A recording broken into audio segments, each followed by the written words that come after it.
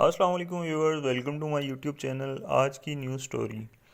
ایک فقیر نے کسی کا ہاتھ پکڑا اور اس کی مٹھی عجوا کھجوروں سے بھر دی، فرمایا کھاؤ، اور ساتھ بٹھا کے فرمانے لگے بتاؤ تو حیات کس کو کہتے ہیں؟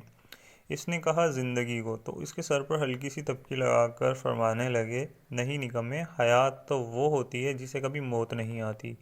دیکھو نا، اللہ تعالیٰ کا ایک ایک لفظ ہیرے یاقوت و مرجان سے زیادہ پیارا اور قیمتی نصیحتوں سے بھرپور ہے۔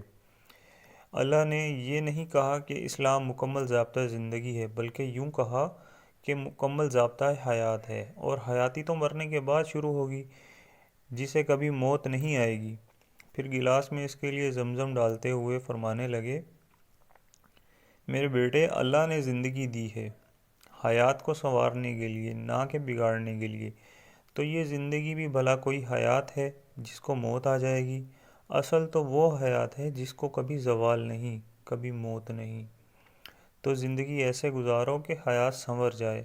اور اس نے زندگی میں تب پہلی بار سمجھا کہ اسلام مکمل ضابطہ حیات ہے کا اصل مطلب کیا ہے۔ اس طرح کی مزید ویڈیو دیکھنے کے لیے میرے چینل کو سبسکرائب کریں۔